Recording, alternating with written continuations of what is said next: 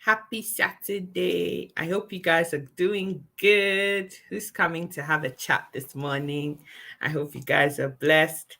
I am super pumped up this morning. I'm so excited. It's another day. Uh, when you start to admire and just have gratitude for what you have going in your life, it really takes the pressure off a lot of things and gives you better outcomes. You have a choice every day in your life to either choose to be miserable and keep your attention and everything focused on things that don't matter or things that you can't change are not in your power, or you can choose to be grateful for the things that you do have going in your life and ask for more. And when you do that, you start to see that the things that you actually thought were problems suddenly cease to become problems and just kind of melt away. And then your life is very different. Nancy, good morning. A beautiful day to you too, my darling. How are you this morning? I hope you're doing good. Good morning. Good morning. Good morning. Good morning, everyone. Yeah. A lot about me has changed in the last couple days. I had a rude awakening just by acquiring more knowledge and reading a particular book. It's changed my whole perception, view, everything about everything. And I'm on this journey of deprogramming. And you're awesomely doing great. Yes, the Calgary weather is super awesome. It really is beautiful. It's sunny out there. I can't wait to join in the fun outside. Right? Guys, I hope you're doing well. Please share the video. Please share this video. Somebody else might just need to hear what we're talking about here. And hopefully it inspires somebody else. Yay, Antia. We're in the same clothes this morning. Absolutely. Great minds think alike. Noah, good morning. How are you doing? So, on this new journey of mine, reading this super awesome book, I can't put it down. I've read it and now rereading it again. It's been a blessing, right? If you're like me and you're looking for success in your life, I mean, success means different things to different people. But success to me means that whatever I want to do, I have the means to be able to do it.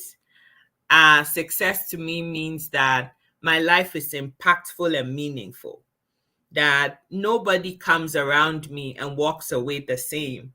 And they enjoy the experience that they have around me so much that they want to come back for more. That is my idea of success. Auntie, good morning. How are you doing? I hope it's lovely in Edmonton. It's amazing in Calgary. I love the weather today. I think tomorrow's going to be even better, and Monday.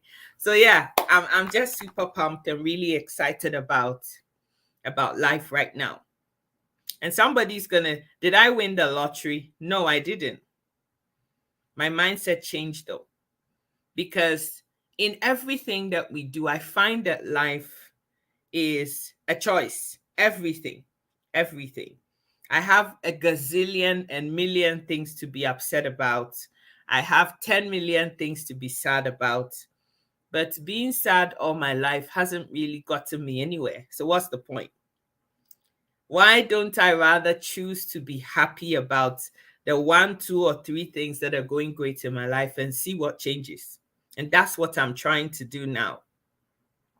And one of the things, as I talk about being intentional with your life, one of the things that I have decided to do is to cut out negative people around me, because the mission and the place that I'm trying to get to, hanging around people that are negative and see everything as a challenge, is not going to help me get where I need to get to.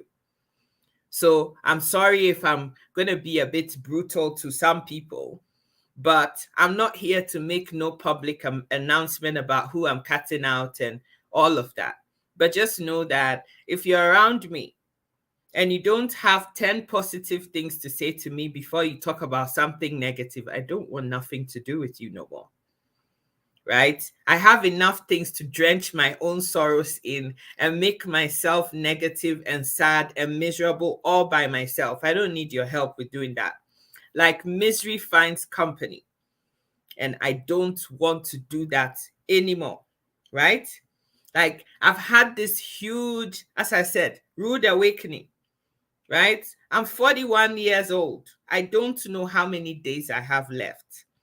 So whatever that happens to be, I want to have a different experience. I don't know about you, but I want to have a different experience. Life is happening to all of us, the good, the bad, the ugly, and everything in the middle. It's all happening to all of us. Like I said to you, no more pity parties, Auntie. Ain't got time for that. I have enough reasons by myself to make myself miserable. Oh my God, my knee hurts. Oh, I have a migraine, my whole body.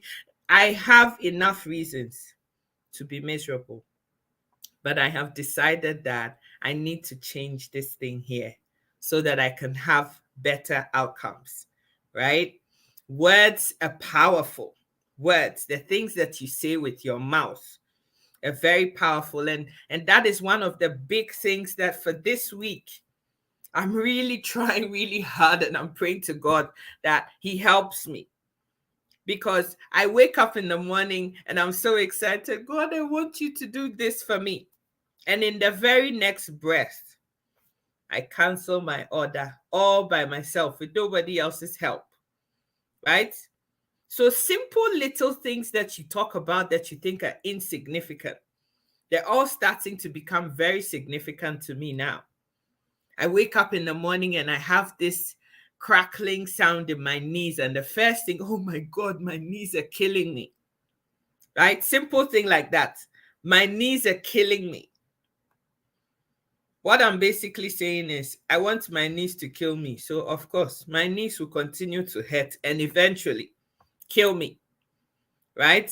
Our words are so powerful. Like there's a lot of things in the scripture that we read and we just gloss over and it's like, whatever.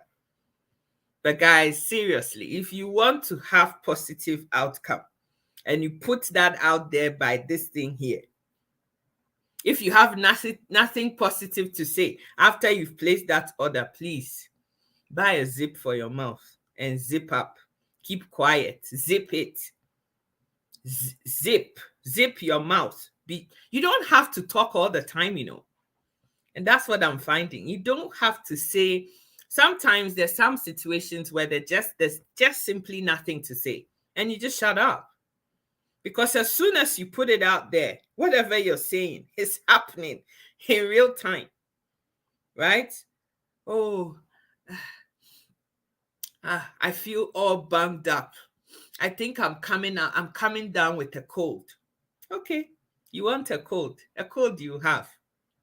So before you know it, after 24 hours, your whole body is hurting, your nose is running, and boom, you have a cold. That's what you asked for, so you get a cold. Yeah, a lot of us talk about the things that we don't want to happen, but we don't talk about the things that we do want to see in any big detail, right? So deprogramming number 1 for me for this week is to zip if I've got nothing good to say and make sure that I am talking about the things that I want to see happen in my life. I want to see my parents. I want to go back home. I want to see my nephews and nieces. Yes, I do. I want to be in good health. I want to get married. I do. So these are all the orders that I'm placing right before you guys. How am I doing? I know it's been a while, darling. I'm doing good. How are you? Kwame, how are you? I am fine. Just going through some very regimental training in my mind because things have got to change, man. I can't continue to live my life like this. I can't. Mm. And when you say something that you want, actually start to live that. Can you do that for me? Like, if you want to be in good health and that's what you're putting out there, right? Then start living that in good health life. Start doing the things that marry being in good health. How can I say I want to be in good health and sit down with a whole full tub of ice cream and eat that all night long and claim I want to be in good health? How? How does that happen? So number one, as I've said, remove negative people away. Anybody who doesn't have anything positive to say. Oh my God, look at my life and this happened and yesterday this happened and 10 years ago that happened to me and 12 years ago this person. I don't want to know. Stop telling me. I don't want to hear it. Please leave my space. I don't want to talk about anything negative. No more. I am placing my order here. Please, if you have anything negative to say, waka past my door. I don't want to hear it. I don't want to know. Right? And now I have no qualms about cutting people off anymore. I used to worry about what people have to say, how it's going to hurt somebody's feelings, and how somebody is going to think, what they're going to say about me, and what that person, no, I shouldn't hurt that person. I don't give a toss anymore how you feel. I care about how I feel. And yes, I'm selfish. I am selfish because when all is said and done, I have to live my life. Right? I'm living in me, my own space, and doing me in my own life. Okay? So right now, I am just going to be intentional about everything around me, the people I'm allowing in, the words I'm allowing in, the conversations that I'm having. All of those things are changing. Who wants to join me? There's 14 of you on the live feed, as I can see right now. How many people want to join me? Auntie Ya says self-care is not selfishness. But our people, that's how they see it. Oh. As soon as you stop talking to a particular person too much, or you don't call that person too much, that is how it is. It comes across. This girl thinks that now that she's gone to Canada, she's arrived and she doesn't want to have nothing to do with nobody. No, I don't. Self-love is the way to go. Perfectly said. You're on board with me. Yay! I got one person already. I know Auntie Ya is already on that train. So there's 3 of us here. Who else wants to join? Who else is coming? I'm sorry, but like when I hit 40, I started hating like I just had this rude awakening of life and in all its fullness and everything. And I just don't want to have people that have drama written all over them around me because I just don't have the energy to fight anymore. I don't have that thing. I don't have that anymore. Right? I just want to be happy. I just want to, and yes, life is hard. I know. Difficult things happen to good people and bad people alike. But it depends on, the glasses that you're looking through to see what is going on in your life and what you choose to do with that. That is what makes the difference. Oh, that's what they will always say. Let them say, my darling, because we've gone past that stage. Kwame is on the train too. Yeah, that makes 4 of us so far. And one of the things I'm going to say to you, if you really want to have other outcomes here, Marcella, if you really want to have good outcomes here, is to acquire knowledge. I just spoke to my 70-year-old mom. And guess what? I was just reading this Reader's Digest that your sister sent me the other day. And you never guess what I found in it. And she went on and on about it. If my 70-year-old mom is still reading, what excuse do I have? 30 years younger than she is. What's my excuse? But we as a people, we don't like to acquire knowledge. Like the things that are going to promote and elevate us and make us better people, we're not interested in any of that stuff. We just like the goss. What is the latest gossip? How is some other person that you don't even know? You don't know them. They've got nothing to do with you. How are they living their lives? And go into one big detail as to how somebody else is living, what they're doing, and then even having opinions about how other people should live, and try to give them instructions about how they should live. What about you?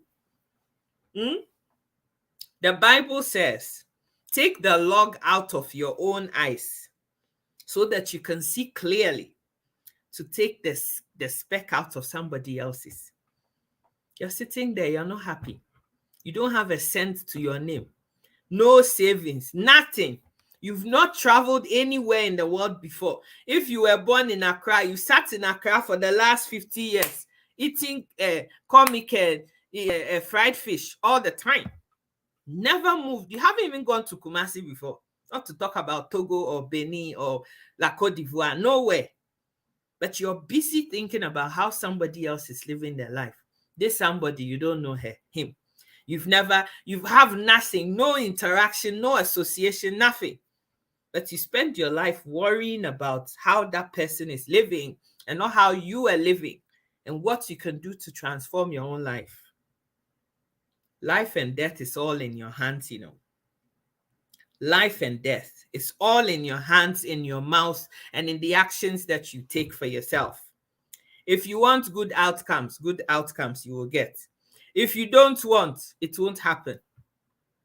Can't you see that positive people are always at peace with themselves? Like there's just nothing you can do that upsets them. Have you realized that? And then negative people just go on and on and on and on and on. There's two kinds of people that have, as I'm going through this whole awakening and, transformation and deprogramming, I've realized that there's two kinds of people that I know in my life. There's a few people that I know that never make any effort to contact me. They don't call me. They don't check up on me. Nothing. It's fine. I don't care. Like, do you, right? But what annoys me, though, is that they do all of that. And then when I finally reach out to them, they want to spend 2 hours talking about how you don't call me. And even 3 weeks ago, I saw that you were on Facebook. I saw that you're on Instagram. I know that you're on WhatsApp, but you never called to check up on me. And you did. They spent 2 hours, like just while. And yes, and even last week, I heard that you went to visit that friend of yours who lives in, Evanston, and you didn't even make the effort to come. There's no difference between Evanston and Panatella, and you never even made the effort to come look for me. 2 hours moaning about that. Look, I have a cousin. I spoke to her yesterday. She lives in Philadelphia. We have the same surname, right? We grew up together, we sleep on the same bed and all of that. She's married, she has a child, everything. And she lives in Philadelphia. We don't talk every day. Sometimes we go for a whole year, maybe even more. And we haven't spoken before, ever. May she see a picture of mine on WhatsApp. Oh, that's so lovely. And then I'll give her a thumbs up or a love heart or whatever. That's all I can afford at that time because I'm busy doing something else, right? But when we do get together, we just catch up from where we left off last time. We don't spend any time, hey, Gospel, and I called you and you didn't answer the phone. And 3 weeks ago, and I called you and you didn't answer the phone and you didn't pick up. So what? Like, that's all just in the past. Let's just pick up where we were and just move on. Some would say I'm even arrogant. My dear brother, I've gone past all of that right now. I don't care what you think about me anymore, I don't. I know that some people will love me and some people wouldn't. I've accepted that a long time ago. I'm not everybody's cup of tea, and that's fine. But God, help me attract those whose cup of tea I am so that we can have a banter and have a good time. That's all I care about. I don't care about who doesn't like me for whatever. Some people don't even like you. And if you ask them why you don't like this particular person, they can't even give you an explanation. There's some people, my very good friend here, Ikua, was telling me the other day, she said, sometimes people even hate the way you walk, and that's why they don't like you. And I'm like, wow, this is a big revelation. Like, I'm busy walking, just doing me, and you hate me because of the way I walk? People are sick, you know. Wow, you don't like me. That's fine.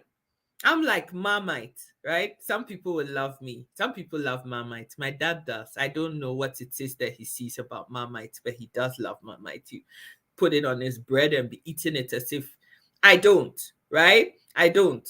But that's him. They are all witches and wizards. Auntie, yeah, low level distance.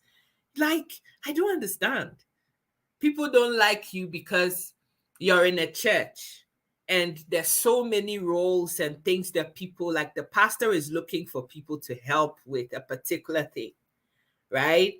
And you think that it fits in your schedule, for example, to lead the kids department, or you can arrange the chairs in the church and clean up afterwards. And even that becomes something that somebody hates you for, because you want to have fame and you want the pastor and his wife to recognize you, and that's why you do all these roles in the church. Are you kidding me? Like, the chairs are there. Nobody is taking care of them. I have chosen, because I've seen that this is a need that needs to be provided for in a church, right? You haven't done it all. It's been there all this time. You haven't done it. I'm doing it. And now all of a sudden I get bashed at because I'm trying to fix the chairs in the church that you came and sat on. And nothing told you that you should arrange them. And it's there. You're leaving it there. I'm trying to do it, and now I'm the bad person. Like, people, what is wrong with us? Like, I don't understand. I don't understand. This would be quite lengthy, Abasika. You would be amazed how the very people who I diligently served and loved at some point describe me as the most selfless guy they've ever experienced today. Today say Abrochia sound. That's their problem, sweetheart. Just because I decided and has still decided to put nonsense to the many nasty things that this to me, and I swallowed what they thought I wouldn't know or still be naive of their treachery. No more energy vibes around me will be entertained, cry. That's the thing. Like, when you have this awakening and decide that you want nothing to do with negative people, then people get mad. When you decide that you don't want to be used anymore, people get upset. Like, I don't understand that, right? Some people think that they are the most sensible human beings that ever lived. Like, they're so wise and intelligent that there's been none like unto them. I have people that if you open your door, they will come and eat 3 square meals in your house 7 days a week. I kid you not. But common sense never tells these people that, wow, this girl is working just like I do. She also goes to the same market, the same supermarket that I go to is the same one that this girl goes to. So just maybe. Paul, how are you doing? Wow. It's an honor to have you here, Paul Achu. Good morning. I hope you're doing well. This guy has been with me since day one. When I had one follower, this guy was there. Wow. I'm glad that you're still here, right? I'm going to Auntie Ya's house for breakfast, lunch, and dinner, right? And I go there with my 10 fingers. Oh, Auntie Ya, good morning. Oh, how are you doing? Auntie Ya gives me a great big hug. And then I sit down. So what's cooking? Auntie Ya's made me tea, there's toast. Oh, Auntie Ya, thank you. Okay, I'm just going to drop off my kids and I'll be right back. Come back to Auntie Ya's and eat gar kinke and fresh pepper with shito and fish for lunch. At the night time, I come and a salad and garlic bread and whatever, and I eat that and I go home. Then the next day you come back again. Like, nothing tells you that, come on, maybe I can buy some orange juice and some eggs, some sausage. ice cream, whatever, because I'm always eating in Auntie Ya's house. At least let's replenish some of that stuff because I eat it too. Because she thinks she's rich. Okay, me, I'll eat her food though. Every week I'll go sit there and whatever she makes, I'll just eat some. If she has nothing better to do with her money, then that's not my problem. She's decided that she's going to cook, so just sit there and eat the food. Very, very selfish people. And you never have the money that you say that you're going to save because you think that you're wiser than Auntie Ya. Auntie Ya is so stupid for allowing you to come eat breakfast, lunch, and dinner in your house. Do you see that money that you're always wanting to hide? Every time you try to save, something happens and you spend double what you would have spent helping Auntie Ya, the same house that you go to go eat every day. It is why money never stays in, because like the universe does not like anybody who thinks that they're much more intelligent than the other person. Like you reap what you sow. No one makes a fool of God. You reap exactly what you sow. Back when we were in secondary school, I never understood why our headmistress made us commit to memory all these verses that are in scripture. And now they've become so much handy that, and you get a rude awakening and it's like there's a whole new dimension and meaning to everything that we used to do. Some partners are like that. I know. I had one, so I know exactly what you're saying. They think they're the most sensible people that lived. You go grocery shopping, you happily push the trolley. Happily. Because when you get to the till, after the things are put on the conveyor belt on one side, he wheels the thing to the other side and starts packing the food. You are staying back, right? Because you're offloading the things. And when it's all said and done, who has to come back and pay for it? Well, you're closer to the till, so you pay for it. You do it once, you do it twice, you do it 10 times. Like I know people that have been married for 10, 15, 20 years and they even have children. And they'll go shopping for clothes and shoes for the children, and the man buys the man puts his hands in his pocket, and the wife is all around it trying to find shoes that fit for the kid, just so that when they get to the till, he walks off without a care in the world, just so that the wife will pay for what it is. I mean, how can you go through life like that? Right? When you're at peace with yourself and content with what you have and where you are, people with bad energy would always see you as something else because you're just being real and thinking outside of the box. It's so petty when someone hates or dislikes you for no reason. Like, Sister Doris, I can't understand that. But what my friend said to me, what my sister said to me last week was so profound. Like, she said to me that sometimes people hate you for the way you walk. And I'm like, what? Like, nah, the way I walk is a problem for somebody. Oh my gosh. Is it the upbringing or what? I don't know, honey. I don't know. Like, but for me, the upbringing that I had says that worry about your own life and how you're fixing that. Don't care about what other people are doing, because that's none of your business. He really isn't. It's none of your business how somebody is trying to manage their life. Let them do them. You do you. Right? Do you. Now, one of the things that I read today that I'm not going to lie, I'm struggling with, and I'm just asking for grace and help here to deal with that, is to bless people even when they don't bless you.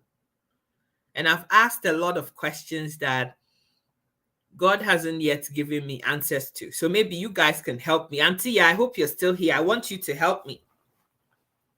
How do you forgive someone that is not, no, I shouldn't even use the word forgive, but how do you bless someone with your mouth when that person has done you so much wrong? Right?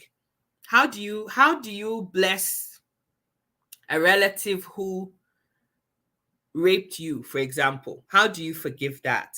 How do you forgive a relative that took something monumental from you or stole from you?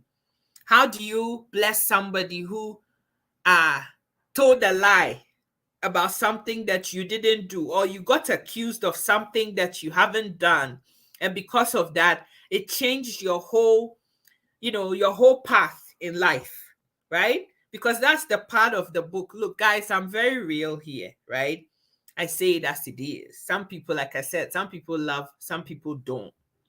Whether you love or you don't is fine, but what I'm saying is that when I struggle, I'm honest, right? And I'm big on forgive and forget and all of that. But even I find that there's certain things that I struggle with truly letting go of, right? And Auntie I and I, we have that. We've had that conversation in the back door. This is why I'm trying to get her here. She might be able to have some better words of wisdom for me. But I'm finding that life is a journey. Ajana, I didn't see you, Han. How are you? I'm doing good, Han. I hope you are too. I'm struggling with that, and I want help. Honestly, I do. The one thing is that they forget that the way to heaven doesn't pass through their house. Richard, you're so awesome. I know, right? But how do you do that? Because that's where I've gotten to. I'm all about being intentional. This is my theme for the year. Being intentional about what I want to see manifest in my life. And the part of the book that I'm on now talks about blessing the people that love you and the people that curse you all in one go.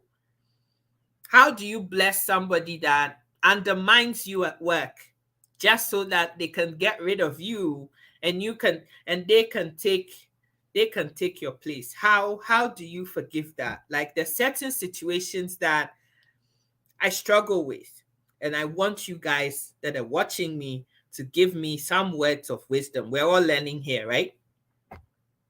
That is the one thing that I am struggling with right now. And I'm looking, I don't know why you guys have all gone quiet. Like, I want you guys to help me figure this one out. How do you do that?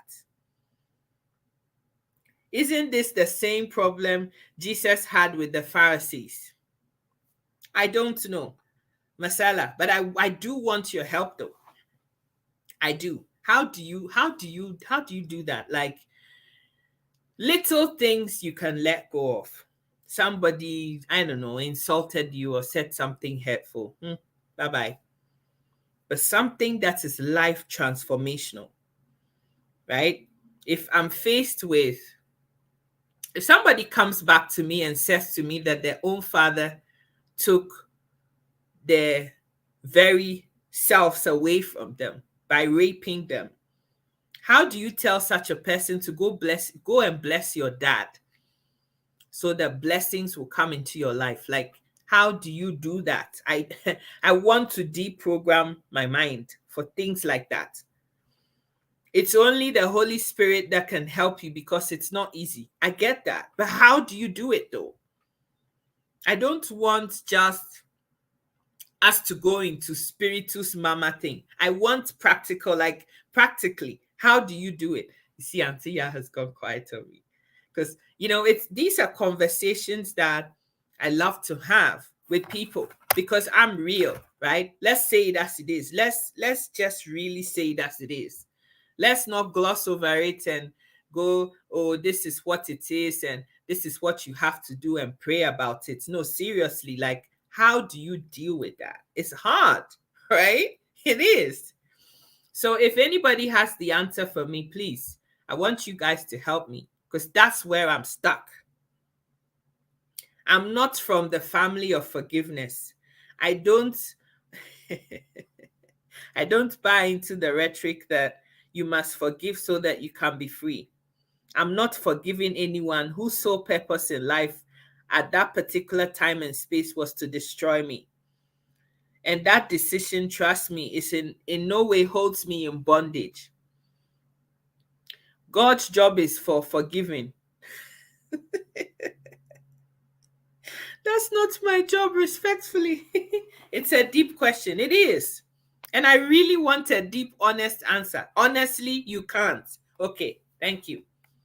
Thank you. I love your honesty, Ajana and Marcella and Vida. It is a deep question. I ask myself that all the time because, as I say, I like to just be real because we live in a real world, right? In a real life. How do you do that? How? How are you able to do some of these things? Because it's not enough for somebody to just, oh, you must do this and just walk away. Does this thing that you're saying, does it work for all situations? Does it? I'm looking for somebody to give me an answer here. I really am. The other thing that I'm finding is that when you start to complain less, there's some people that I know, they're always complaining about something. Like they never have anything positive to say about anything. When love is involved, it's not easy to forgive and forget because you get heartbroken. But if he or she is a normal person to you, it's very easy to let go. Kwame, I don't know. So if I step out the house, God forbid, if somebody walks out the house and is gang raped by 4 men that she doesn't know a thing about, how is she able to forgive that and move on? I want the truth. Kwame says, Sika, I want to be real here. Truth is some quarrels would never end. We mostly try to make peace with everyone, especially those who intentionally hurt us. But trying to make peace with everyone is like expecting Satan to repent. Blessing someone who has wronged you to the apex is like saying, God bless you to a snake after he's bitten you. You don't play shenanigans with me and expect me to smile at you. I forgive my enemies, that I never forget their names. That is where I'm at too. There's some names that as soon as I hear them, my whole countenance changes. It does. Because the hurt that those people caused has been life transformational. Things that I'm still paying a price for till today. And so when I hear those kinds of names, everything about me changes. I'm either extremely angry or I don't even know. I don't want to put that into words, but when I see someone whose child was raped and murdered by an evil individual that goes on TV and say they forgive this individual for the heinous crime, the anger I feel is unexplainable. I don't know. I don't know how it's done, but I really need an answer to this question. I'm still waiting.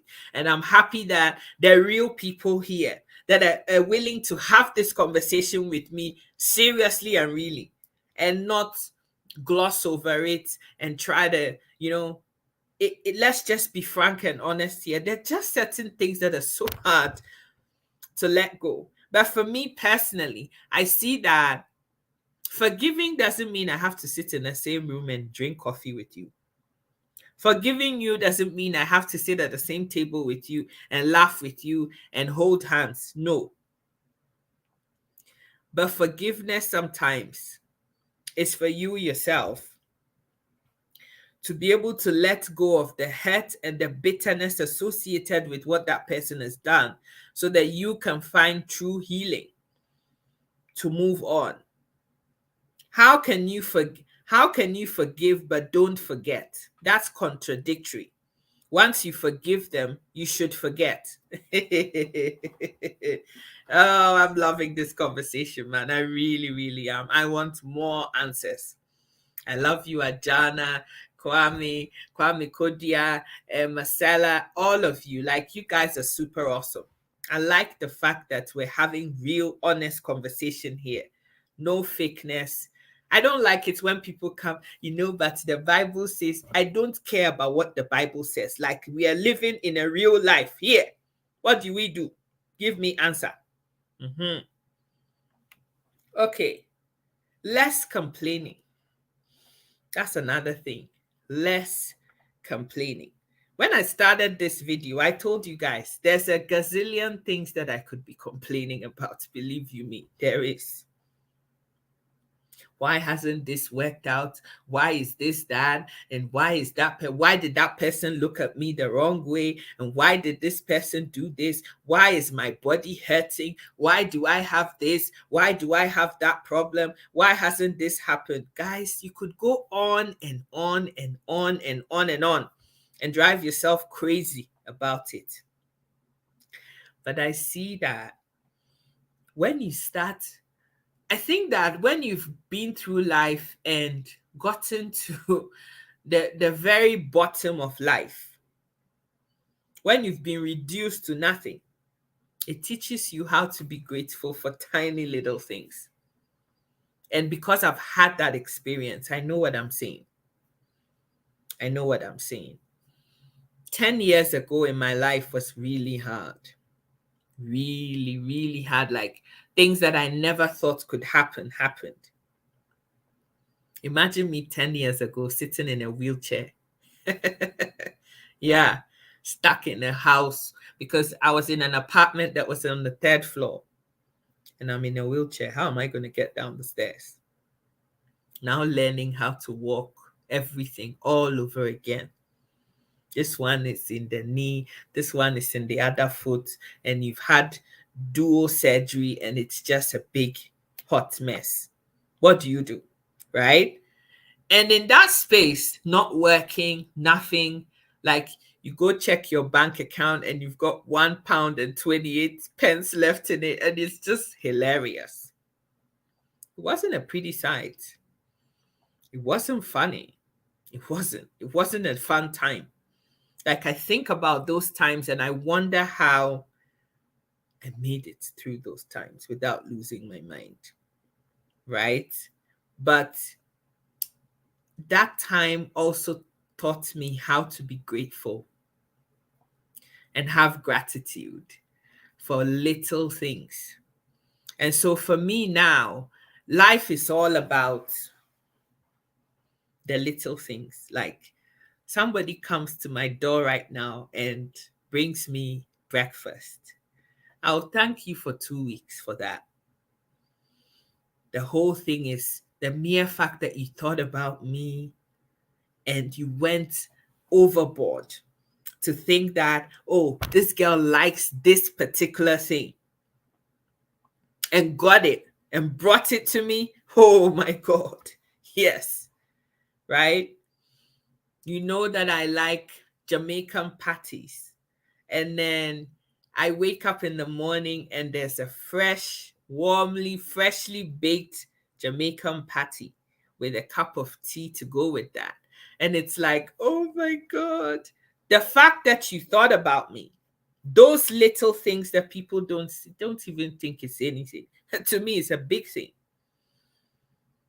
The house, the car, those things, you know, but the little things. When somebody actually goes to extreme lengths to know this person likes this particular thing, so I'm going to get this particular thing for that person.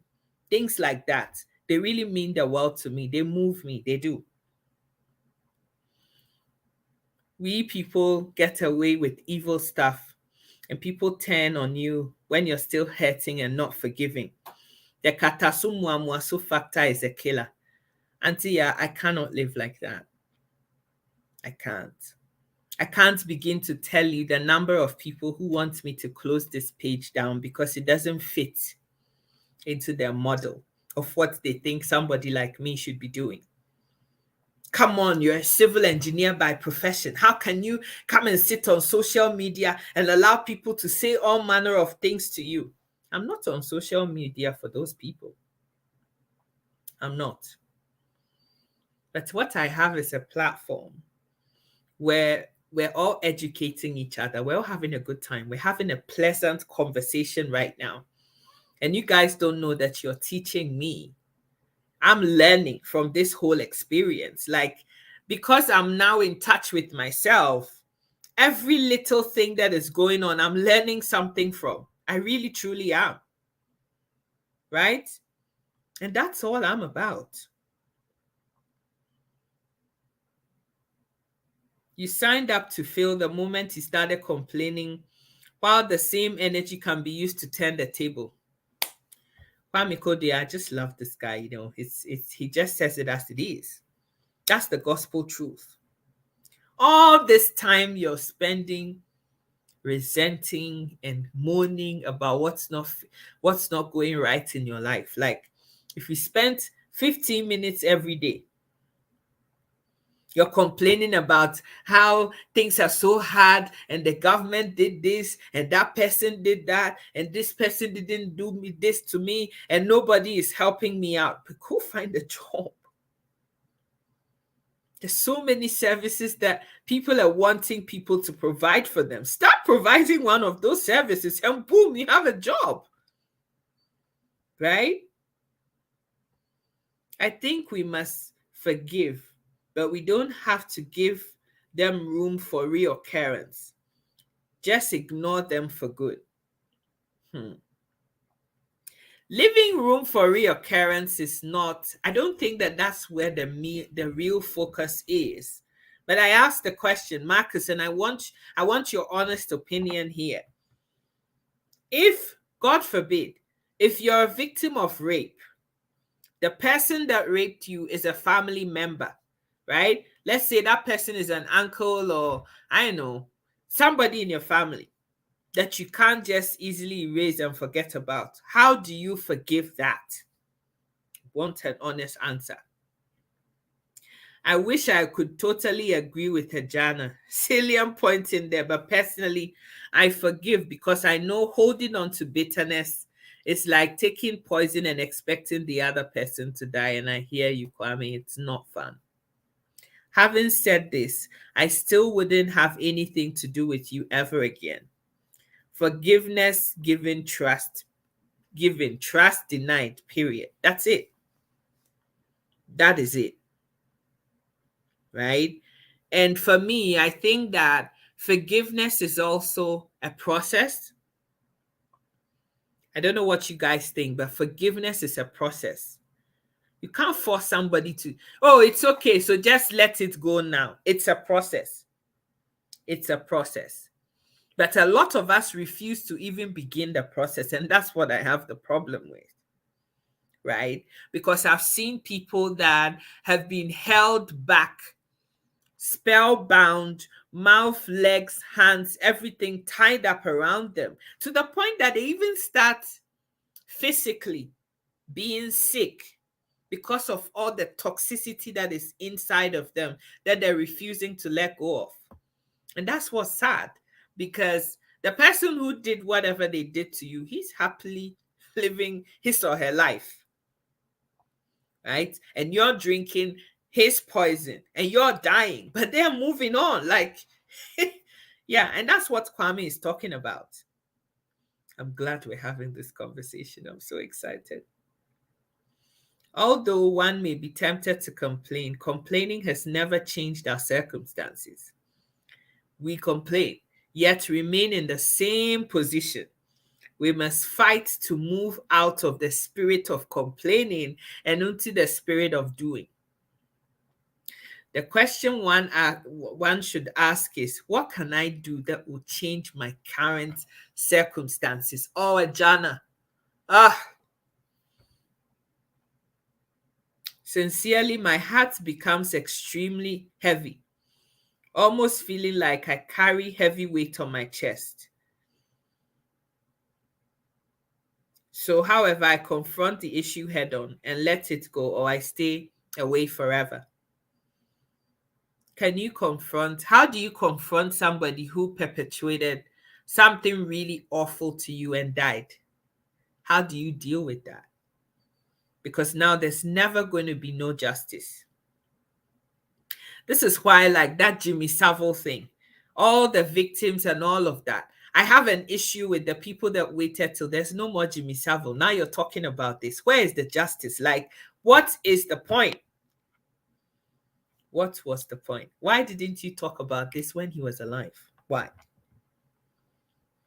This is how you approach forgiveness issue. I hold no bitterness when I choose not to forgive. It's a beautiful feeling, trust me. Ajan, I really want you to teach me how you do this, how you're able to not forgive somebody, but still have a beautiful feeling.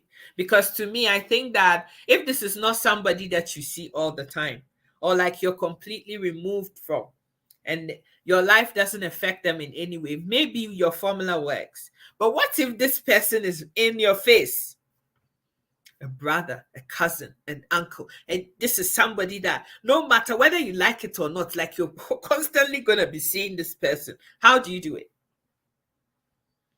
It's not going to be easy to forgive a rapist. Like there's just certain things that I don't know. Right? I watch reality TV sometimes and I see a mom who's forgiven another mother's son who shot her son to death. Like I don't know. I just want answers though.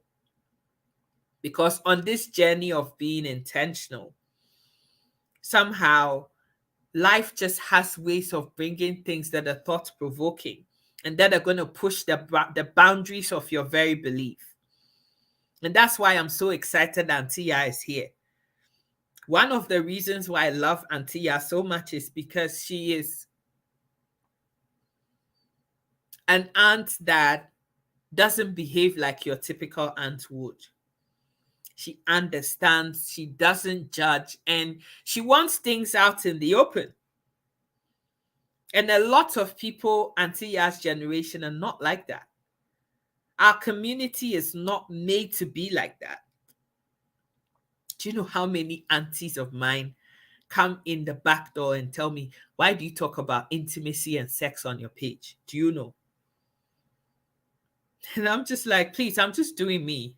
Like, this is my page, right? I can talk about whatever I want to talk about. If you don't like it, you don't have to watch it, you know? You don't.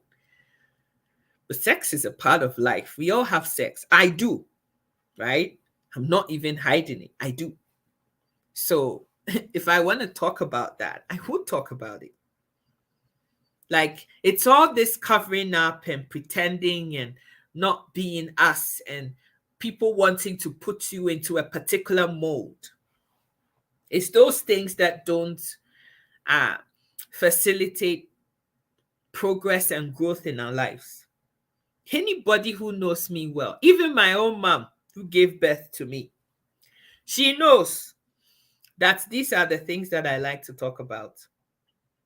I have that relationship with my mom. I do. Maybe you don't with yours, and that's fine, but I do with my mom. She calls me this morning and I go, oh, now that you've had enough, you're calling me, Abby? And she's like, oh my gosh, what did I do to deserve a first daughter like this? I'm like, Mom, but we all do. Why are you blushing over this, right? And we have a good laugh about it. That's the relationship I have with my mom. Sorry, but that's just how it is. Right? I'm just doing me. That's all I'm good at, Kwame. I can only do me. I can't do Kwame. I can't do Munira Bedu. I can't do Ajana. I can't do Marcus. I certainly can't do Antia. I can't. Like, I can just be me. And me talks about intimacy. Things about sex just fascinate me. That's me. They do. I want to hear other people's experiences. Oh, actually, I could try this formula. I think it will work for me. And I would. Right? That is just me. I'm just busy being me. And like I said, I don't have to be to anybody's taste. You don't have to like me. You don't. Right? But that is it. Like, being intentional means I'm busy being me. So you to be busy doing you. When I have a problem or there's something that I struggle with, I put it out there. We all have a conversation. I'm learning so much from what you guys are saying. At least it's telling me that, oh, okay, I'm human after all. I'm not the only person that faces that problem. It does. It does. Like Kwame, it does, right? And that is my relationship. She knows. This woman gave birth to me. She knows. I'm sure she wishes she had a very obedient, respectful girl, but she didn't. She got this. Crazy. That's what she has to put up with. Sorry. Then she called me this one. Now that you've had enough of my dad, you're calling me, Abby. You know, that's our relationship.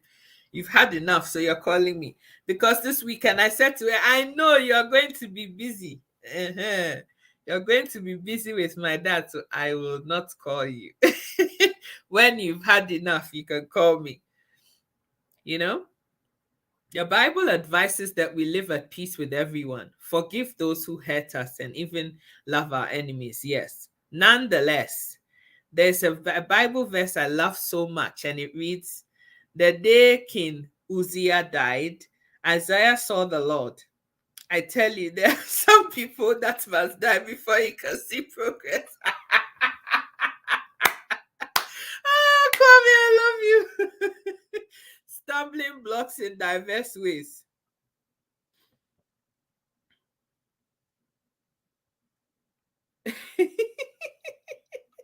Menye Yesu Christo, yo, Mate. If you're not Yesu Christo, we hear you. Oh, Kwame, I know, Kwame, I'm very naughty. Like, I'm really bad like that. I know. I am very bad. And my mom knows this. So she, she's just taking me as I am. And here we are moving. Not forgiving has always been my way. My mom thinks I'm strange. Even if that person is in my space, the way I operate, they are invisible and insignificant. I've had people who have done things to me that have caused me to cut them off without giving them the joy of forgiveness. That has come to me and begin a one-sided conversation, because even with them in my space speaking to me, oh my gosh.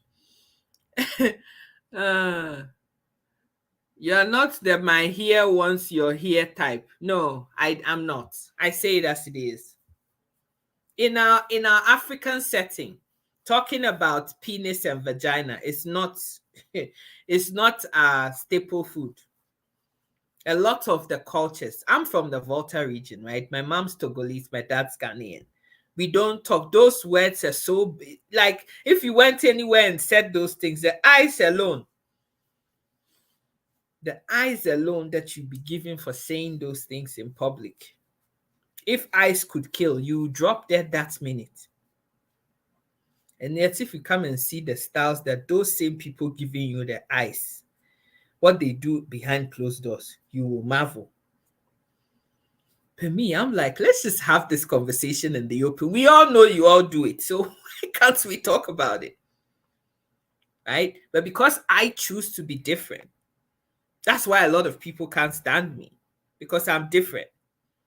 We're saying it as it is. There doesn't have to be any shyness about any of this. It's only a fool who would think that a 41 Sika is not having sex. Then there's something wrong with you, right? Like, you're not okay. You are doing it. So why am I not? Like, why?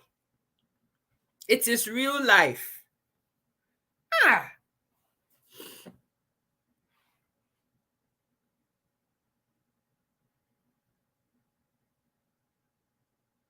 I don't understand, Antia. I really don't get it. I don't understand. Like, everything is a part of life, right? I see how the people in the West raise their children. And we think it means that you're spoiling your children. But to me, if you have a teenage girl who's had their period in an African setting, I don't want to see you playing with boys again. It doesn't make any sense. It doesn't. Tell your daughter that if at this stage in your life, if you go get some boy squeezing your boobs and sticks his penis inside your vagina, you will get tell them the gospel truth about what is going to happen. To be forewarned is to be forearmed. Like, give your children the correct facts on the ground. They know what is happening. They do. But telling your 12-year-old kid, I don't want to see you playing with boys again, it doesn't make any sense. If your daughter loves playing football outside with the boys and girls in there, what is wrong with that? Nothing. Be honest to your kids and tell them the truth. This is all part of being intentional. We don't have to just follow, oh, this is our tradition and this is how things have always been done. Some of these traditions don't make no sense. They're stupid. Use this thing, right? Like, if I had a 12-year-old daughter who's having her period, the conversation I'll be having with my 12-year-old daughter here, because the things that girl has already been exposed to, they know a lot more than they let on. They act all stupid and sheepish around you because they know that my mom, if I go have this conversation with her now, she's going to, rain insults and curses at me. So I better keep quiet. It's the truth. Abigail, I'm doing good. How are you? Like, guys, let's change this rhetoric. Let's change how things happen. Let's just be practical here, right? As a 12-year-old daughter, I hated it when my mom said that to me. I did. I was like, why can't she just be honest? Why can't she just tell? We've been doing social studies in school, like life skills. The teacher brought a penis and a vagina to the class and taught us what it is. So why is my mom being all thing? Why? Why can't she just tell me? Guys, kids know what's up. They do. So you better face up to it and tell them the truth. Tell them the truth. And stop this whole, stop this whole, oh, I can't say it like that. Oh my God. For some people, it's like saying penis is equal to you're going to burn in hell. Is the penis not a part of the human body? Isn't it? Like my eyes, my nose, my head, my legs. Why should there be? We have created this whole thing about penis and vagina, which is why, children also start to feel that this is a no area. Let people feel free and say it as it is. And that way, when somebody tries to do something that they shouldn't be doing to your kids, they can come and tell you, Mommy, today Uncle so-and-so puts his hand on my this. And then you know what's going on and you can address that issue. But it's because you can't talk about vagina. It's taboo. Oh my gosh. You can't talk about penis. Oh my God. No. It's why your kids never come to tell you nothing. Oh, yes, I agree. Soko Pimpin sister. It's part of life. I do. I'm telling you God's gospel truth. Having sex is a part of life. You guys watching me, you all do it. All of you. Every single one of you, you do. So why are you hiding? Why are you trying to be something that you're not? Why? What's the point? You do. I do. I love it. I enjoy it. Yes, I do. Not lying. I have nothing to hide. Look, my life is like the palm of my hands. You either love me or you don't. It runs through the fam. Oh, yes. She's a queer. I'm a queer. Wednesday bonds. Crazy as hell. She doesn't. And I think that is the real attraction to Mandy. If there's one thing I love about her, is that she says it as it is. This is her. You either take or you don't take. If you don't take, na your own wahala. If you want, you take it. Simple. There is no hiding or anything. And you can tell that woman is in love without even closing your eyes. You can see it. She's happy. Sexually satisfied. Over and above, because her life is like this, like she says it as it is. And that's my attraction to her. I like people that are like that. I don't like people who hide around. It's like dance around the issue. You can see that this thing is a snake and you are calling it a millipede or a worm. Like, what is wrong with you?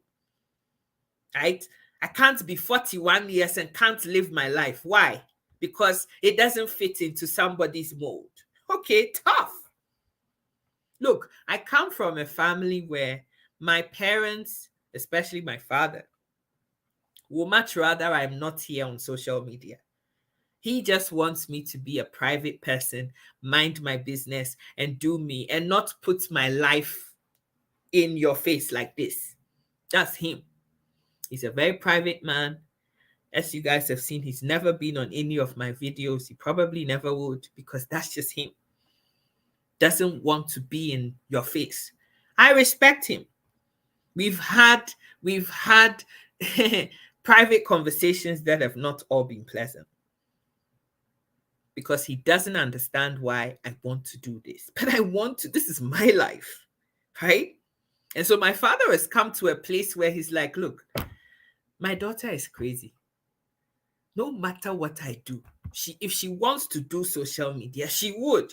So let me just leave this girl alone to do what she wants to do before I drive my own daughter crazy. So we don't even talk about social media anymore. You think he doesn't see what he's on Facebook? He sees. He knows all the things I talk about on my page. He does. And even the things that he doesn't want to see, there are some Kokonsa people who come and watch. You never guess what she did. She was talking about sex on her page, and she did this, and she said this, and she said that. All expecting that they can come and cause commotion in my house.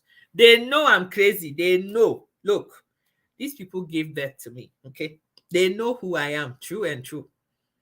Whether they like or they don't like, this is what they've got. They can't, they wish they could stitch my lips, but they cannot. They can't. So they've come to a place of acceptance. You either take it or you don't. And I am telling you that I do it to my own mother, the person that gave birth to me. We have that rapport. She called me less than an hour or so ago. Just before I started this video, I was talking to her. I'm like, mommy, now that you are done with my dad, you're calling me Abi. She pretended as if she did. I'm like, Mom, did you not hear what I just said to you? She just started laughing. That is our relationship. Maybe you're not like that with your mom. That's fine. It's a little bit difficult, a subject to this. Fine, that is you. But Morena, if you don't tell your daughter the truth,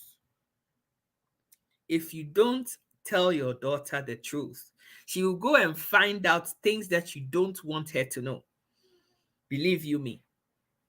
Because some of the things that teenagers are being fed with is a lie from the pit of hell.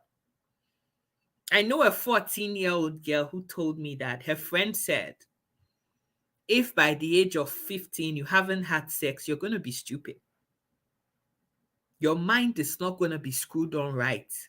And everybody in your home, in your class, is going to see you as some stupid, like you have to have had sex to be in the inn. So Morena, is that what you want your daughter or your son to know about? When you could be telling your kid the truth. That, girl, you are so beautiful. You're super awesome. That thing in between your legs is only to be given to somebody who is worthy of having it.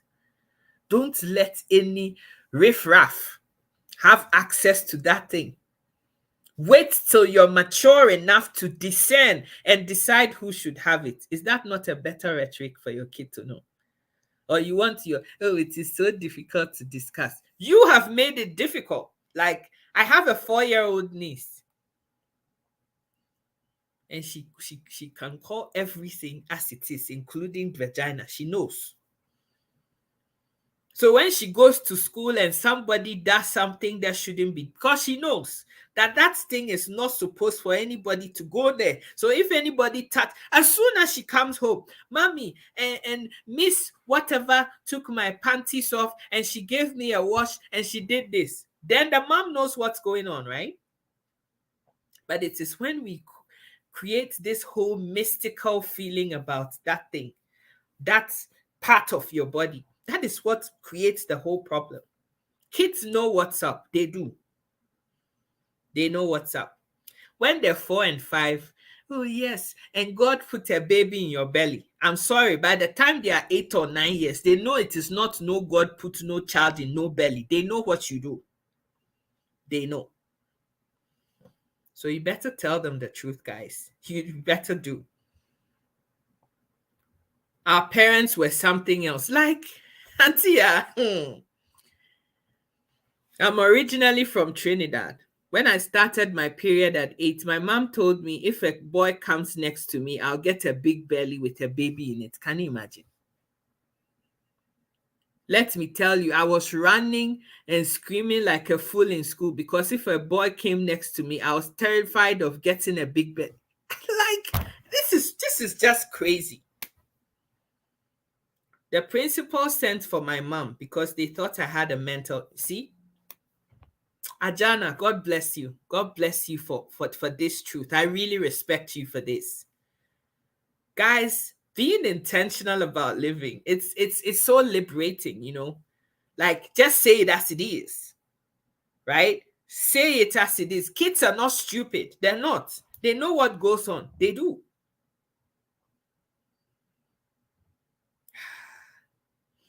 It's a difficult subject and I just don't know how to start such conversation. Sister, your kid already knows what's up. She already knows. The funny thing is she's asking a whole lot of questions. Yeah, on how her babies are conceived. I mean, kids know. At 12, she knew when she was 9 or 8. They know what is happening. If your 8-year-old niece can tell you she has a boyfriend. There's this boy in my class. Yes, his name is Freddie. Like, ooh, so you like Freddie. Why do you like Freddie?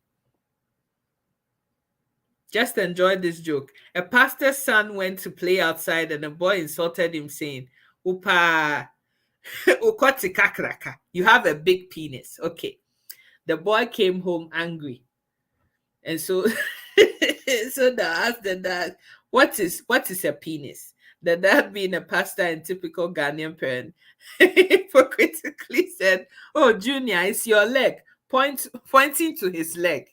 The next weekend after church, pastors, deacons, and elders visited the pastor at home and had all been seated in the living room. Now, this boy brought his football out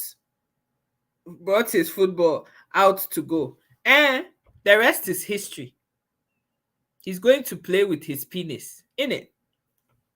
Like, just own up to the truth and just tell your kids as it is.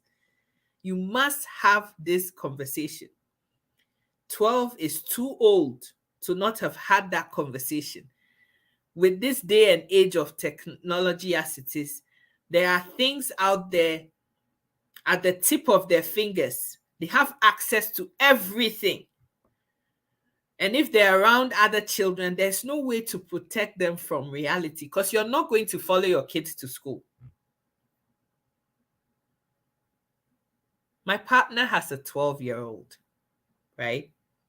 And this 12-year-old is a grown-up 12-year-old. So she's 12 going on 21. This kid knows what bestiality is.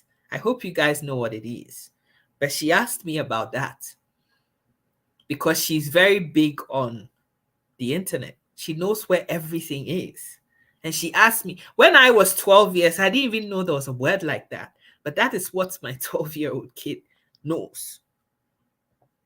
So if you're sitting there thinking that kids are young and this is a very difficult conversation and I can't have it, then you're living in the Stone Age because the things that these kids know will blow your mind. You know?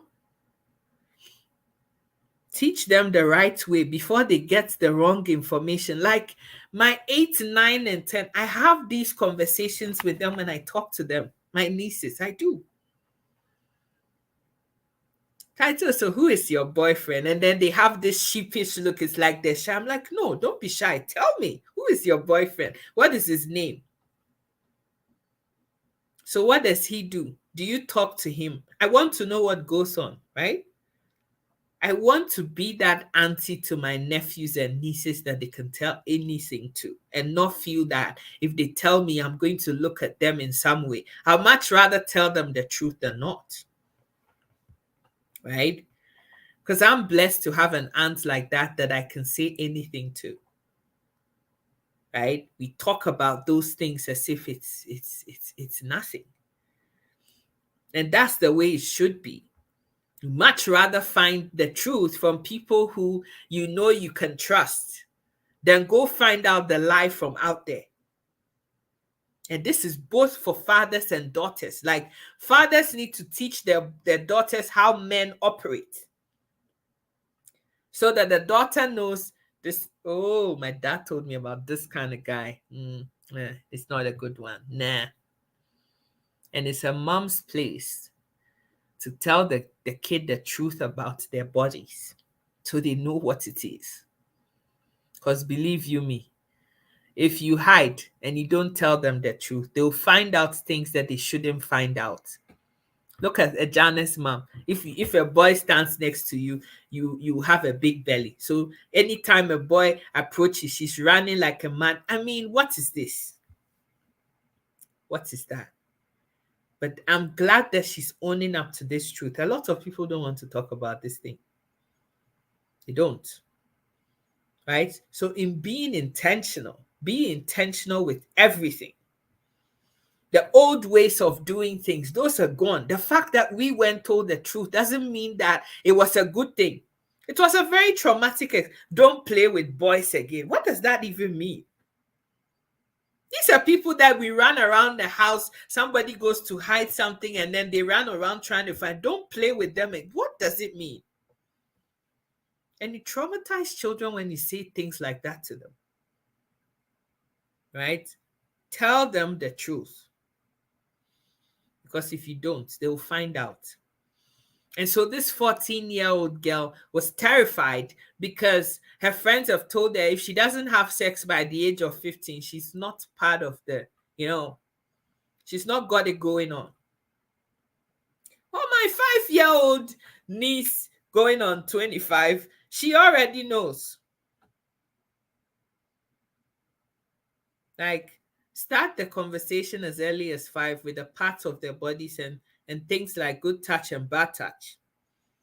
As they progress in age, give a little more detail. They'll even come and ask you questions. The last time I went home to see my parents, my niece was 4. She's 9 now. And she said, Auntie, can I come in the bathroom? I said, if you want to come, you can come. She stared and stared and stared. You could see like things were brewing up in her mind. I'm like, what is it? What did you want to say? She said, Auntie, yes. So when I grow up, am I going to wear a bra like you? I was like, my 4-year-old niece knows what a bra is. I'm like, what's a bra? That thing that you put, that thing that you put on your boobs, that's the bra. So she went to the room and brought the bra out. I said, yes, one day you wear a bra. When? I want to know when. When am I going to wear a bra? I said, when you become a teenager and you have some of this, you wear a bra then. So why is it that, why do you wear a bra? I said, so that I can put my boobs in the right place. Why is it not in the right place? Like, kids, they want to know, right? So feed them the correct thing.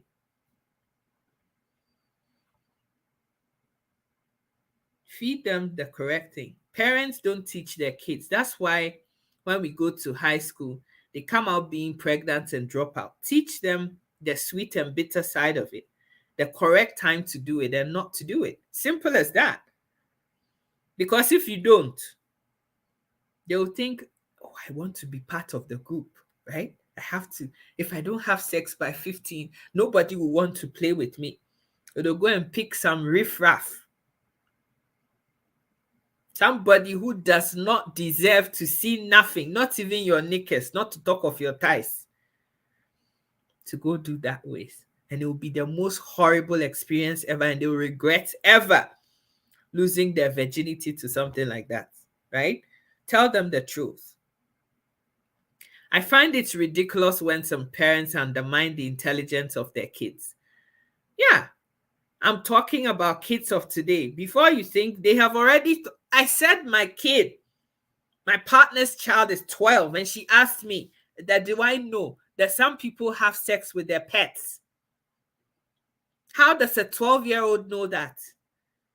When I only even knew that was a thing like maybe 10, 15 years ago, because it's not something I care about. She knows that people do it, right?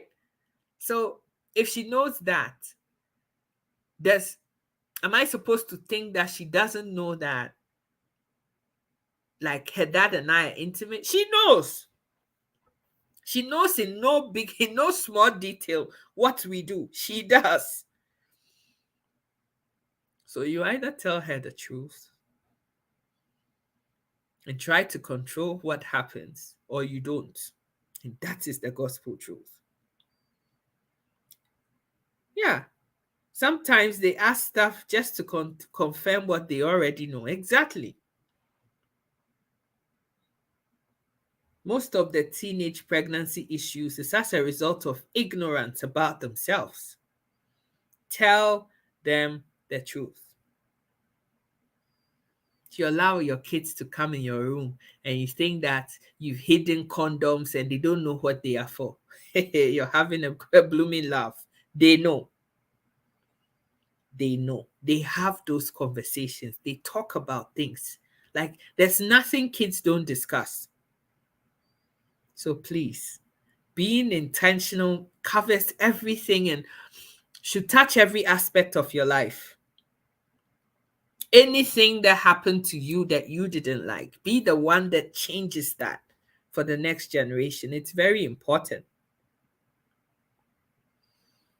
And the willingness to accept change is where I'm taking all of this to. Because a lot of us know that some of the rhetoric that we were fed with as children was the wrong one. But we don't even want to accept the fact that some parts of our culture is just outmoded, not necessary. And we need to change that. I know a friend whose son at age 3 then could distinguish between red, pink, wine, and orange. How many fully grown adults can tell the difference between these colors? Somebody will say all of it is red, but they're not. Right? So let's treat kids with give them some credit because they're not stupid. They're not. They are not stupid. And if a kid touches their nose and you tell them that is the head, they may even cry because they know it's not the head. This is a nose. So let's say it as it is. Plain and simple. I don't want to tell him this to give him ideas. He already has the ideas. He just doesn't want to own up to them, to you, because he or she has also lived around you long enough to know what he can and can't tell you about openly. I heard this horror story of a kid that was being looked after by a neighbor's teenage son.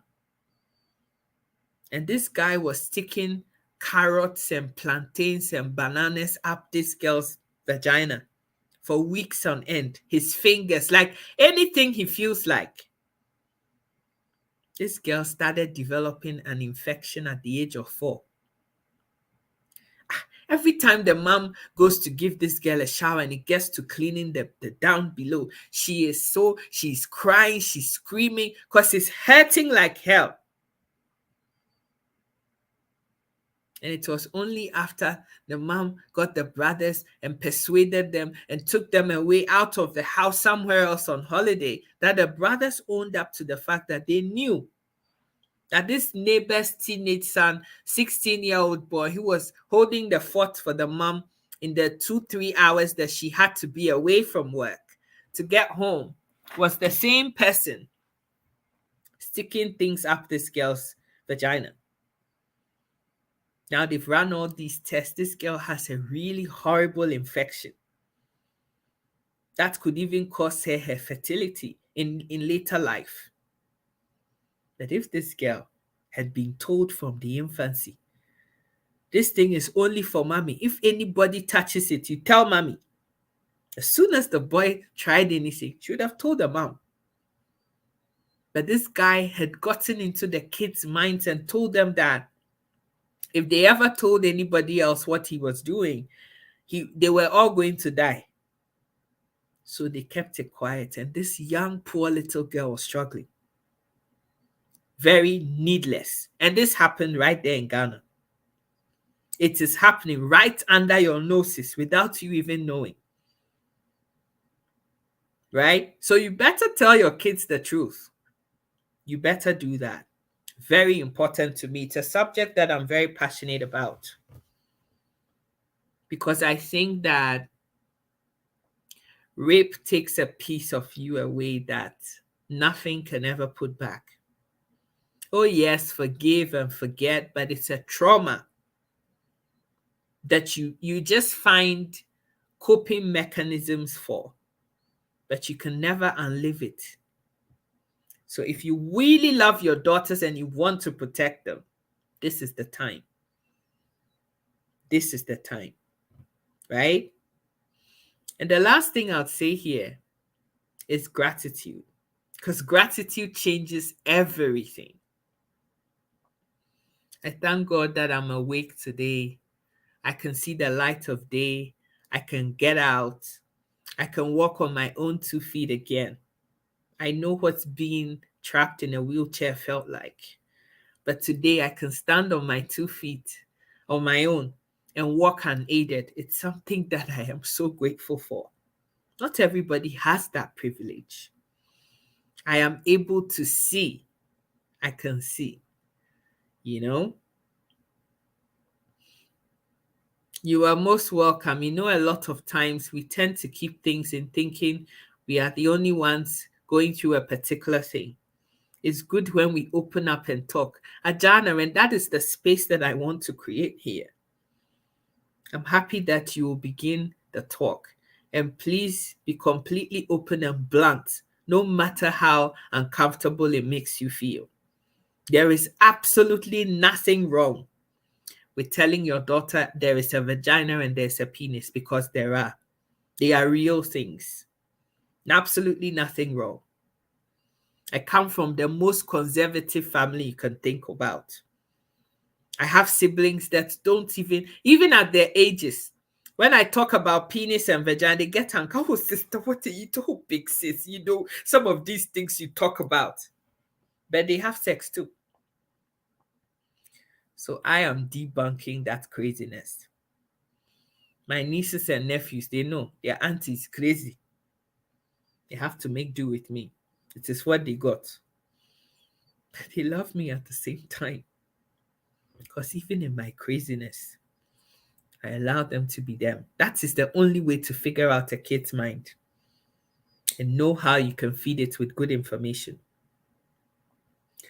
If you teach them, they will know the importance of their virginity. They will know the right people to move with. Because some girls just want to test it. And they may be with the wrong person. Some kids just think they just have to have that one sex, but that one sex could bring you HIV. That one sex could give you that baby that you're not ready for, and now your life has changed. Tell them the truth. I have a Cameroonian neighbor who has a boy. He's 17. The mom's boyfriend visits the mom periodically, and the boy walks to my wife complaining he hates seeing the mom's boyfriend. The reason is simple. The mom's boyfriend has been sleeping together with his mom in the mom's bedroom. And he's asked to sleep in his little room when the man visits them.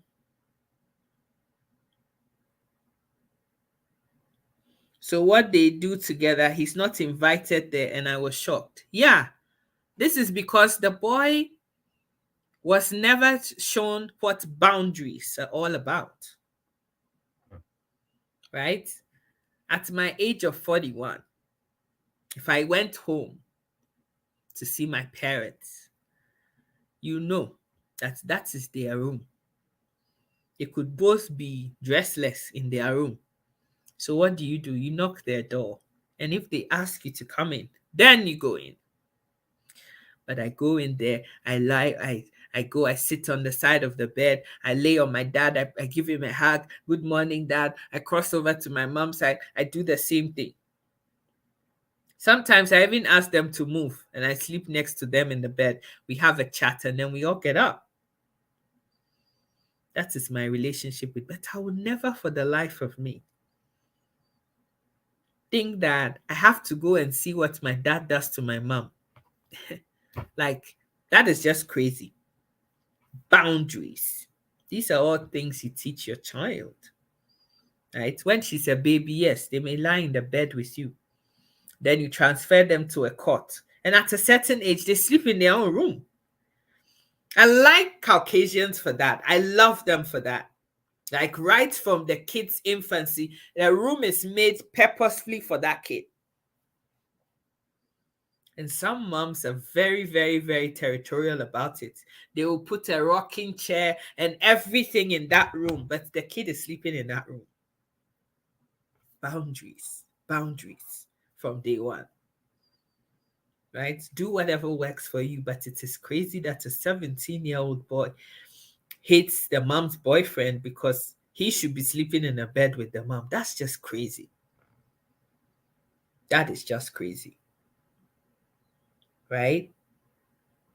Somebody also owned up to the fact that they sleep with their son. The husband has gone abroad and the son has been sleeping in her bed, and when she feels horny, she gets the son to do things to her, and now the husband is coming home and she doesn't know how.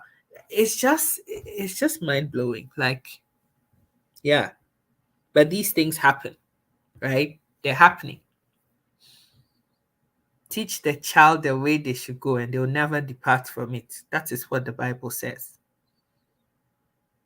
My bluntness is well known in whatever space I occupy. The way I communicate to my sons makes my consecutive foes uncomfortable. Oh boy, sometimes your sons will say too much information and would all burst out laughing. That's how it should be. It's true. They know you know, right? And you know they know. So that's it. I remember my aunt telling me that when her kids all came of age, she went to the sexual and reproductive clinic because she's a nurse. And she came back and put the kids all at the table and said they had to have an adult conversation. And then she brings out all these things. Do you know what this is? All the boys have got their heads in their hands because they're all feeling so embarrassed. Do you know what it's used for? Okay. I know you guys are all of age. I don't want to be no grandma. I'm not ready to be a grandma. You hear me?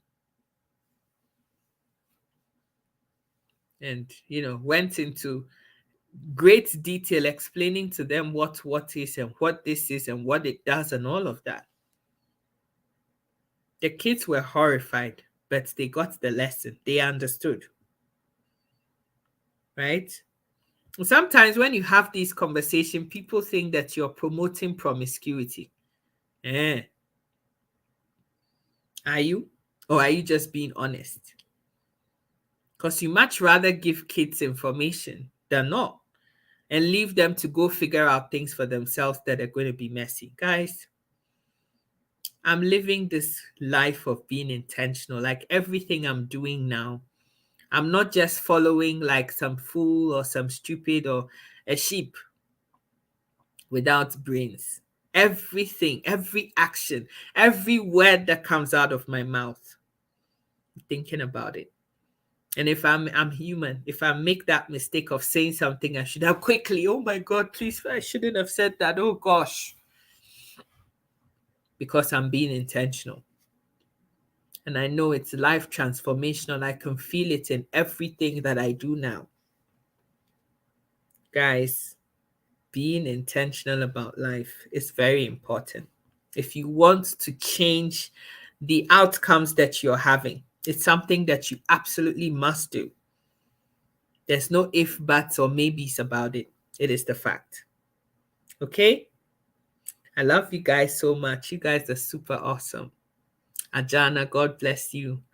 Kwame, God bless you. Kwame Kodia, God bless you. Like every single one of you here. I cherish you so much. Munera, God bless you. Marcella, God bless you. Mabna, Gri, God bless you. Gina, God bless you. Antia, mwah. I love every single one of you so much. Francis, everybody. Abigail, I love all of you. Have a fantastic time. Richard, Vida, be awesome. Stay beautiful. God bless you guys. And have a fantastic Saturday. Yeah, that is always best. Keeping it real. The same way when you educate about the importance of condom use, they think you are promoting sex among teenagers. Meanwhile, the teenagers are out there having unprotected sex. So which is worse? Which is worse? Give the kids all the options and tell them this is what you should do. Period. Like we're so ignorant. I'll tell you the story and I'll let you go. I had a cousin that went to do sexual education outreach in a village in the Western region. And this guy was a farmer who had already had 9 children, both boys and no, he'd had 9 girls and he wanted a boy. His wife, you could tell, was in her early 40s and she's so exhausted. Like she had started, no, early 30s. She started having children at the age of like 15 or 16. And they've had 9 children, right? So they go do this public outreach and they tell them, you know, you're having too many children. You shouldn't have this. You should do this. And then they give them a whole pack of condoms and everything. And they tell them about spacing your children and birth control and blah, blah, blah. This guy is so excited. A year later, they go back to the village to see what impact the whole education had brought. So the guy sees the Pajero truck coming from a distance in the farm and he's running. So they pull up on the side of the road and the guy comes and he's almost laying prostrate on the floor, rolling over, and he's super excited. And they're like, oh, what's happened? Oh, you know, that thing that you gave us, that rubber thing that you gave us, condoms, that being, oh, it was so effective. You never guess what happened. My wife and I have a boy. We have a 10th child now and it's a boy. Their faces dropped. So how did you use it? What happened? Oh, you know, I put it on and it was so tight and it felt so comfortable and I just got a scissors and I chopped off the tip, forfeiting the whole purpose of everything, right? The point of what I'm saying is that for lack of knowledge, my people perish. If you seek knowledge all the time, you grow as a person. This guy didn't hear a word or understand a word of what this was all about. So he took the condom, he put it on, and he chopped the tip off. And in his mind, it's because he wore that tight thing on his prick, is why he's been able to have a son as his 10th child. Say no more. I say no more. Ajana, I love you. Marcella, God bless you, my darling. Yao, God bless you. God bless every single one of you. I didn't know you guys were still hiding, watching. Auntie, yeah. Ajana, God bless you, darling. Mwah. Yes, I love you. Have a lovely time. Happy Saturday. I'm going to enjoy the rest of the sun out there. God bless you. And I love you guys. Mwah. Bye-bye. Oh, gosh. I love you. I do.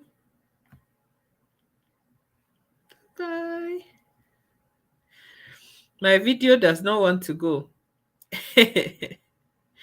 My video doesn't want to end. Like it wants us to keep talking. Okay. So let's keep talking. Hmm. I love you. Bye.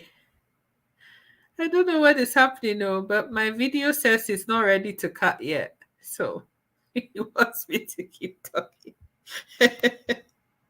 I really don't know what's happening, but yeah. Oh, guys, never mind.